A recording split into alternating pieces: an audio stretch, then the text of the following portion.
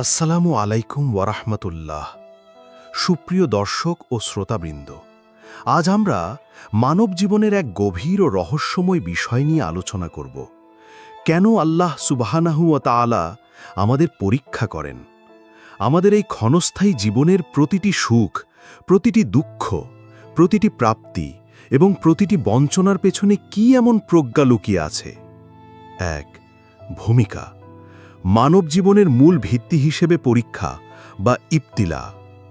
মানবজাতি সৃষ্টির নেপথ্যে আল্লাহ সুবহানাহু ওয়া তাআলার এক সুমহান উদ্দেশ্য বিদ্যমান।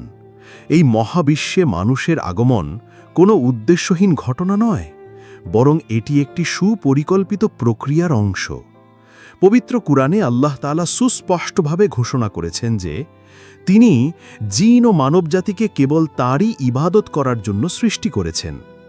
এই ইবাদত কেবল আনুষ্ঠানিক ইবাদত বন্দিগিতে সীমাবদ্ধ নয়, বরং জীবনের প্রতিটি ক্ষেত্রে আল্লাহর বিধান মেনে চলা এবং তার সন্তুষ্টি অর্জন করা এর অন্তর্ভুক্ত। জীবনের প্রতিটি পদক্ষেপ, প্রতিটি সিদ্ধান্ত এবং প্রতিটি পরিস্থিতি এই মহান ইবাদতের অংশ। এই মহান উদ্দেশ্য পূরণের পথ মসৃণ নয়। মানুষের এই ইহকালীন জীবন মূলত একটি পরীক্ষার ক্ষেত্র। আল্লাহ তাআলা পবিত্র কুরআনে জীবনের এই মৌলিক সত্যটিকে অত্যন্ত সুস্পষ্টভাবে তুলে ধরেছেন।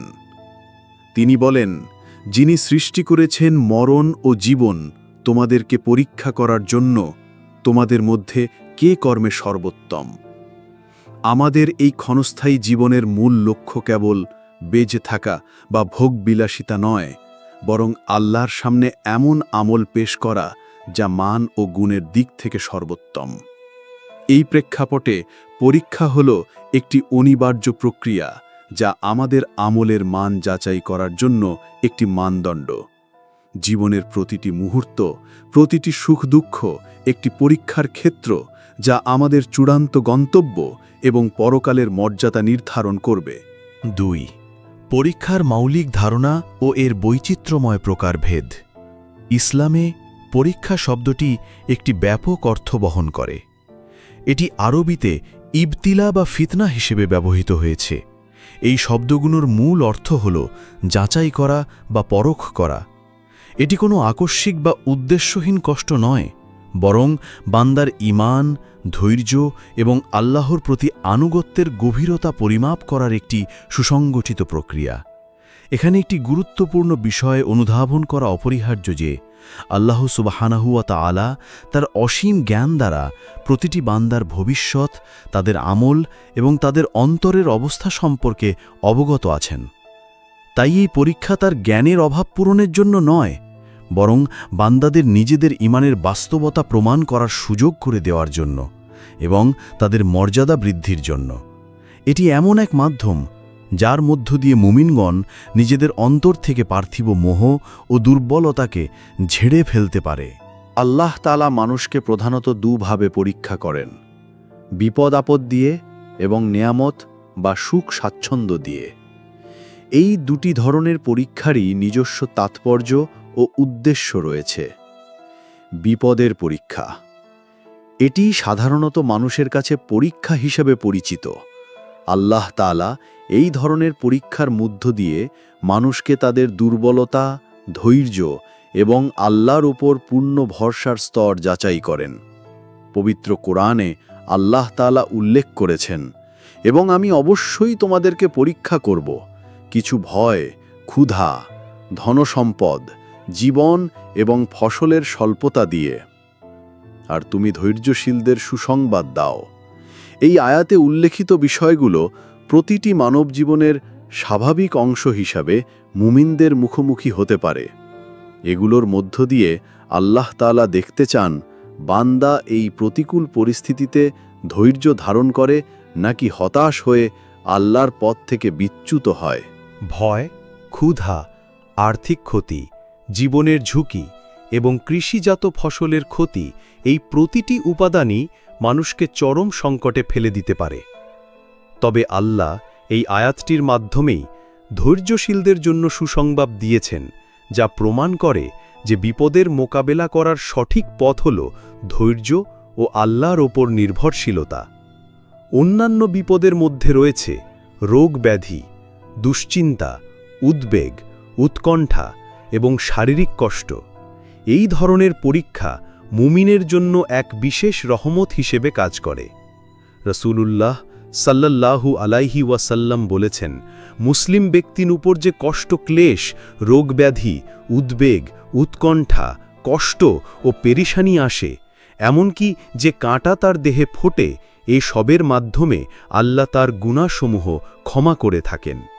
এই হাদিসটি স্পষ্টভাবে নির্দেশ করে যে বাহ্যিক দৃষ্টিতে কষ্টদায়ক মনে হলেও রোগ শোকের মধ্য দিয়ে আল্লাহ তার বান্দাকে গুনাহমুক্ত করে থাকেন এবং পরকালে তার মর্যাদা বৃদ্ধি করেন। নেয়ামতের পরীক্ষা এটি বিপদের পরীক্ষার চেয়েও সূক্ষ্ম ও কঠিন। মানুষ সাধারণত নেয়ামতকে পরীক্ষার অংশ হিসেবে দেখতে অভ্যস্ত নয়, বরং এটিকে জীবনের সফলতা হিসেবে গণ্য করে। কিন্তু আল্লাহ তাআলা পবিত্র কুরআনে আমাদের সতর্ক করে দিয়েছেন, জেনে রেখো, তোমাদের ধন সম্পদ ও সন্তান সন্ততি তোমাদের জন্যে পরীক্ষা, আর আল্লাহরই কাছে রয়েছে মহা পুরস্কার। সম্পদ, সন্তান, ক্ষমতা, সুস্থতা, সৌন্দর্য, জ্ঞান ও সম্মান এগুলো সবই আল্লাহর পক্ষ থেকে প্রদত্ত নেয়ামত, যা মানুষকে সঠিক পথে থাকতে উৎসাহিত করে নাকি অহংকারী ও অকৃতজ্ঞ করে তোলে তা যাচাই করার জন্য। এই নেয়ামতের পরীক্ষা কেন বিপদের চেয়ে কঠিন? এর পেছনে একটি গভীর কারণ রয়েছে। বিপদের সময় মানুষ স্বভাবতই দুর্বলতা অনুভব করে এবং তার নিজের ক্ষমতার সীমাবদ্ধতা উপলব্ধি করে। এই দুর্বলতা তাকে আল্লাহর মুখাপেক্ষী করে তোলে, ফলে সে আল্লাহর কাছে দোয়া, ইস্তেগফার এবং সাহায্য প্রার্থনা করে, যা তাকে আল্লাহর নৈকট্য লাভে সাহায্য করে। পক্ষান্তরে প্রাচুর্যের সময় মানুষ শক্তি ও ক্ষমতার মোহ অনুভব করে। সে ভাবতে থাকে যে সে নিজেই এসব অর্জন করেছে এবং তার নিজের পরিশ্রম ও মেধার ফলশ্রুত এসব প্রাপ্তি হয়েছে। এই ধরনের মানসিকতা অহংকার ও আত্মতৃপ্তির জন্ম দেয়, যা মানুষকে আল্লাহর থেকে উদাসীন করে তোলে এবং অকৃতজ্ঞতার দিকে ধাবিত করে। এই কারণেই ইসলামিক স্কলারগণ বলেছেন যে নেয়ামতের পরীক্ষায় উত্তীর্ণ হওয়া বিপদের পরীক্ষার চেয়ে অধিকতর চ্যালেঞ্জিং। রাসূলুল্লাহ সাল্লাল্লাহু আলাইহি ওয়াসাল্লাম তার উম্মতের জন্য দারিদ্র্য নিয়ে ভয় পাননি, বরং তিনি আশঙ্কা করতেন যে পার্থিব প্রাচুর্য তাদের মাঝে প্রবেশ করলে তা তাদেরকে ধ্বংস করে দেবে, যেমনটা তাদের পূর্ববর্তীদের করেছিল। এই দুটি ধরনের পরীক্ষারই মূল উদ্দেশ্য হল মুমিনকে তার প্রকৃত অবস্থান সম্পর্কে সচেতন করা এবং দুনিয়ার ক্ষণস্থায়িত্ব উপলব্ধি করিয়ে আখিরাতের জন্য প্রস্তুতি গ্রহণ করানো। ৩. পরীক্ষার পেছনের লুকায়িত প্রজ্ঞা ও গভীর উদ্দেশ্যসমূহ। আল্লাহ তাআলার কোনো কাজের পেছনেই কোনো উদ্দেশ্যহীনতা নেই। মানুষের জীবনের প্রতিটি পরীক্ষার পেছনেই গভীর প্রজ্ঞা ও সুদূর প্রসারী লক্ষ্য লুকায়িত রয়েছে। এই লক্ষ্যগুলো কেবল পার্থিব নয়, বরং পরকালীন জীবনের সাফল্যের সঙ্গেও ওতপ্রোতভাবে জড়িত। ঈমানের গভীরতা যাচাই ও বিশুদ্ধকরণ। পরীক্ষার অন্যতম প্রধান উদ্দেশ্য হল মুমিনের ঈমানের গভীরতা ও বিশুদ্ধতা যাচাই করা। পবিত্র কোরআনে আল্লাহ তাআলা বলেন, আমি অবশ্যই তোমাদেরকে পরীক্ষা করব যতক্ষণ না আমি তোমাদের মধ্যে মুজাহিদ ও ধৈর্যশীলদেরকে জিনে নিই এবং আমি তোমাদের অবস্থা পরীক্ষা করি। এখানে জিনে নি বলতে আল্লাহ তার জ্ঞানের অভাবের কথা বলছেন না, বরং বাস্তব কর্মের মাধ্যমে ঈমানের প্রকাশ ও সত্যের প্রমাণ প্রতিষ্ঠা করার কথা বলছেন। এটি হল সত্য ও মিথ্যার মধ্যে পার্থক্যকারী, যা মুমিনদের মর্যাদা বৃদ্ধি করে এবং দুর্বল ঈমানের লোকদের মুখোশ উন্মোচন করে। পরীক্ষার মাধ্যমে মুমিনরা তাদের ঈমানকে আরও দৃঢ় করার সুযোগ পায় এবং আল্লাহর প্রতি তাদের নির্ভরতা বৃদ্ধি পায়। গুনাহ মাফ ও মর্যাদা বৃদ্ধি। পরীক্ষা আল্লাহর পক্ষ থেকে বান্দার জন্য এক বিশেষ পরিশুদ্ধির মাধ্যম। রাসূলুল্লাহ সাল্লাল্লাহু আলাইহি ওয়াসাল্লাম বলেছেন, যখন আল্লাহর পক্ষ থেকে বান্দার জন্য এমন মর্যাদা নির্ধারিত থাকে যা সে তার আমলের মাধ্যমে লাভ করতে সক্ষম ছিল না, তখন আল্লাহ তার দেহ, সম্পদ অথবা তার সন্তানকে বিপদগ্রস্ত করেন, অতঃপর তাকে সেই বিপদে ধৈর্য ধারণের সক্ষমতা দান করেন। অবশেষে তাকে সেই মর্যাদায় পৌঁছিয়ে দেন যা আল্লাহর পক্ষ থেকে নির্ধারিত ছিল। এই গভীর শিক্ষাটি প্রমাণ করে যে বাহ্যিকভাবে বিপদ মনে হলেও তা আসলে একটি আশীর্বাদ। পরীক্ষার কষ্ট ও এর বিনিময়ে ধৈর্য ধারণের কারণে আল্লাহ বান্দার সমস্ত গুনাহ মাফ করে দেন। কিয়ামতের দিন বিপদে পতিতদের মহাপ্রতিদান দেখে বিপদমুক্তরা আফসুস করে বলবে, হায়, দুনিয়াতে যদি কাঁচি দ্বারা তাদের শরীরের চামড়া কেটে টুকরো টুকরো করে দেওয়া হতো। ধৈর্য ও কৃতজ্ঞতা। পরীক্ষা মানুষকে সবর ও শকরের মতো দুটি গুরুত্বপূর্ণ গুণ অর্জনের সুযোগ দেয়। বিপদ ও কষ্ট মোকাবিলায় ধৈর্য ধারণ করা মুমিনের জন্য আবশ্যক। সূরা বাকারা এর ১৫৫ থেকে ১৫৭ আয়াতে আল্লাহ তাআলা ধৈর্যশীলদের সুসংবাদ দিয়েছেন, যারা বিপদে পতিত হলে বলে, নিশ্চয়ই আমরা সবাই আল্লাহর জন্য এবং আমরা সবাই তারই সান্নিধ্যে ফিরে যাব। এই আয়াতগুলো বিপদের সময় একজন মুমিনের সঠিক মানসিকতা কেমন হওয়া উচিত তা নির্দেশ করে। পক্ষান্তরে নেয়ামতের সময় আল্লাহর প্রতি কৃতজ্ঞতা প্রকাশ করাও পরীক্ষার একটি অংশ।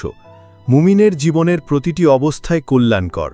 রাসূলুল্লাহ সাল্লাল্লাহু আলাইহি ওয়াসাল্লাম বলেছেন, যদি সে সুখ সচ্ছলতা পায় তাহলে আল্লাহর প্রতি কৃতজ্ঞ হয়, ফলে তা তার জন্য কল্যাণকর, আর যদি দুঃখ অনটনের শিকার হয় তাহলে সে ধৈর্য ধারণ করে, ফলে তাও তার জন্য কল্যাণকর।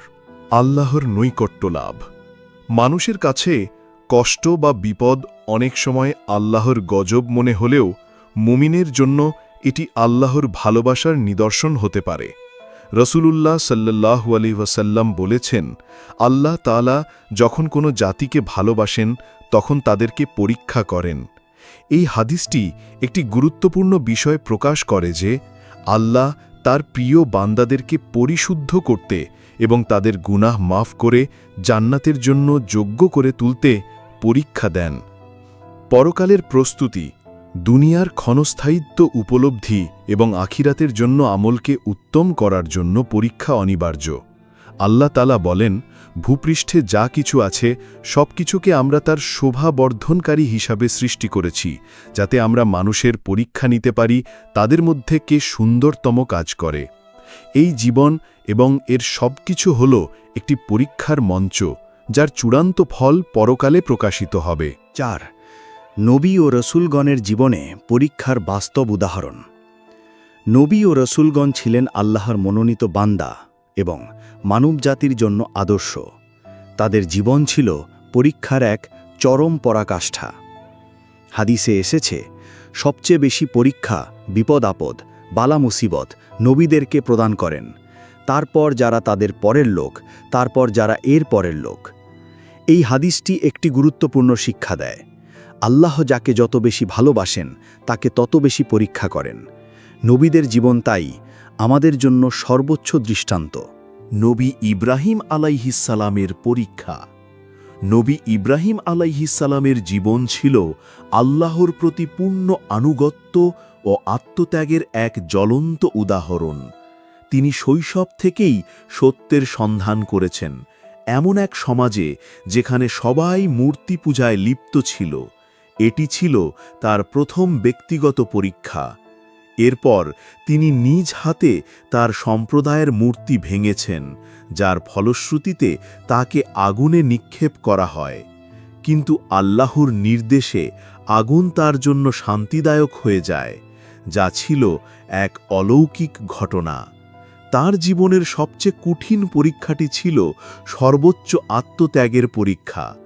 বার্ধক্যে সন্তান লাভের পর আল্লাহ তাঁকে প্রিয় স্ত্রী হাজেরা রাদিয়াল্লাহু আনহা এবং দুগ্ধপোষ্য শিশু ইসমাইল আলাইহিসসালামকে জনশূন্য মরুভূমিতে রেখে আসার নির্দেশ দেন এবং তারপর সেই প্রিয় পুত্রকে কুরবানি করার আদেশ দেন।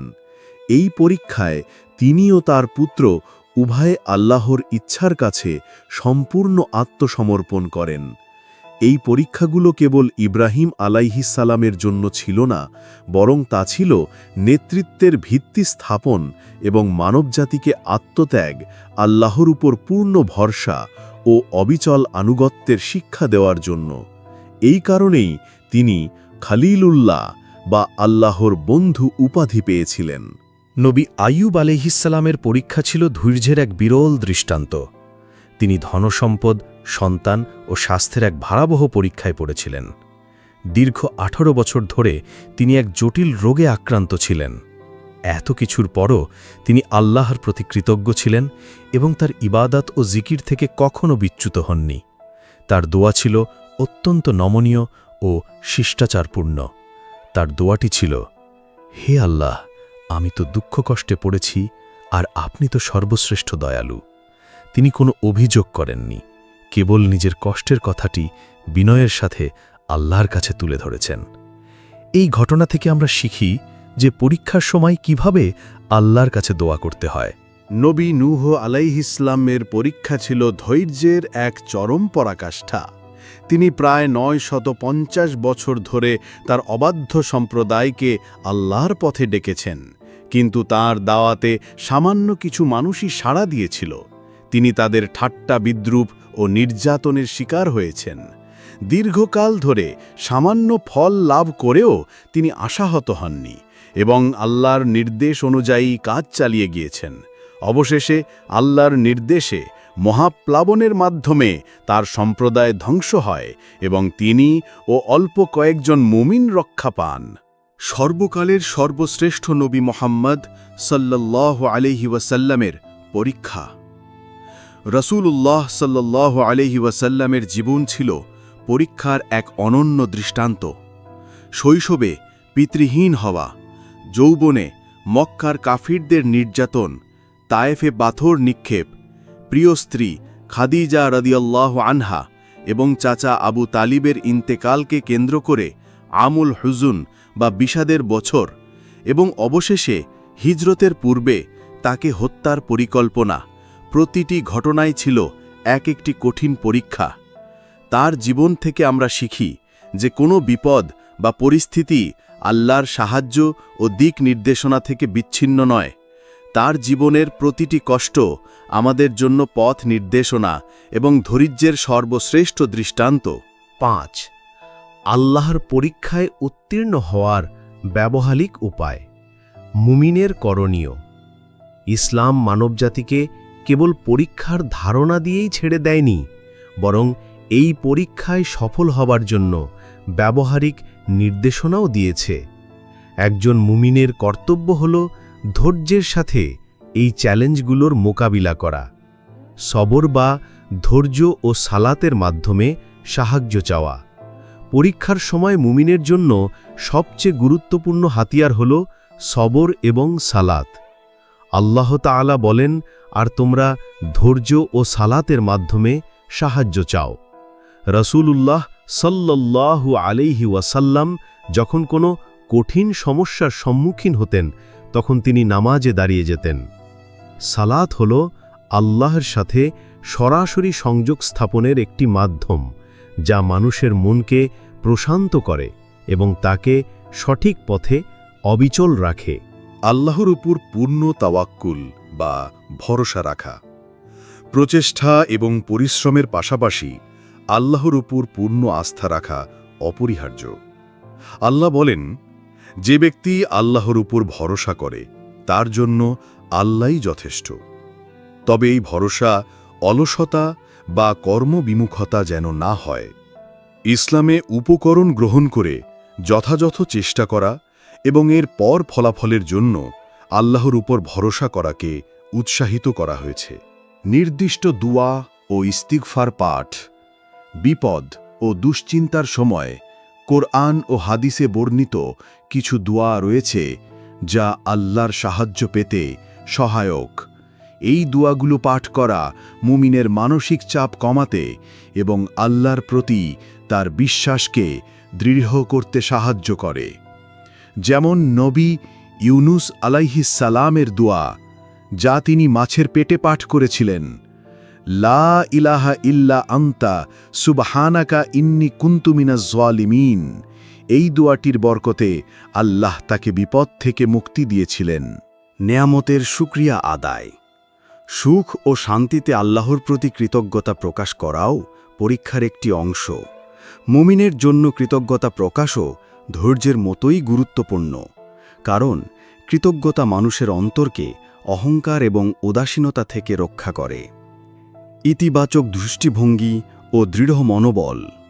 মনে রাখতে হবে, আল্লাহ কাউকে তার সাধ্যের বাইরে কোনো বোঝা চাপিয়ে দেন না। তাই বিপদ যতই কঠিন হোক না কেন, কখনোই নিরাশ হওয়া উচিত নয়, বরং এই বিশ্বাস রাখতে হবে যে আল্লাহর প্রতিটি পরিকল্পনাই বান্দার জন্য কল্যাণকর। 6. উপসংহার: পরীক্ষার চূড়ান্ত সাফল্য ও তার প্রতিদান। জীবনের এই যাত্রাপথকে যদি একটি দীর্ঘ পরীক্ষা হিসেবে দেখা হয়, তবে এই পরীক্ষায় উত্তীর্ণ হওয়া মুমিনের জন্যে চূড়ান্ত সাফল্য নিয়ে আসে। আল্লাহ তাআলার পরীক্ষা কোনো গজব বা শাস্তি নয়, বরং মুমিনের জন্যে এক বিশেষ রহমত ও মর্যাদা বৃদ্ধির অপূর্ব সুযোগ। আল্লাহ তার প্রিয় বান্দাদেরকে পরিশুদ্ধ করতে, তাদের গুনাহ মাফ করে দিতে এবং তাদেরকে জান্নাতের জন্য যোগ্য করে তুলতে পরীক্ষা দেন। দুনিয়ার ক্ষণস্থায়ী জীবনে যারা ধৈর্য, কৃতজ্ঞতা এবং আল্লাহর ওপর পূর্ণ ভরসার সাথে পরীক্ষার মোকাবিলা করে, তাদের জন্য পরকালে রয়েছে মহা প্রতিদান। জান্নাতে তাদের জন্য রয়েছে বাইতুল হামদ বা প্রশংসার ঘর, যা শুধুমাত্র সেই সব বান্দাদের জন্য নির্ধারিত যারা বিপদে ধৈর্য ধারণ করে আল্লাহর প্রশংসা করে। চূড়ান্ত বার্তা হল, একজন মুমিন ব্যক্তি সর্বদা আল্লাহর প্রতি সন্তুষ্ট ও নির্ভরশীল থাকবে, কারণ তার প্রতিটি অবস্থাই কল্যাণকর। বিপদ বা নেয়ামত উভয় অবস্থাতেই সে আল্লাহর আনুগত্য করে এবং তার পথ থেকে বিচ্যুত হয় না। এটিই হল একজন প্রকৃত মুমিনের বৈশিষ্ট্য, যা তাকে দুনিয়া ও আখিরাতে সফলতার পথে পরিচালিত করে। আল্লাহ আমাদের সবাইকে পরীক্ষার এই কঠিন পথে অবিচল থাকার তৌফিক দান করুন। আমিন। যদি এই ভিডিওটি আপনার ঈমানকে আরও মজবুত করতে সাহায্য করে, তাহলে একটি লাইক করে এবং শেয়ার করে অন্যদেরকেও জানার সুযোগ করে দিন। আর আমাদের ইসলামিক চ্যানেলটি সাবস্ক্রাইব করে আমাদের সাথেই থাকুন। আল্লাহ আমাদের সকলকে সঠিক জ্ঞান অর্জন করার এবং তার উপর আমল করা তৌফিক দান করুন। আমিন।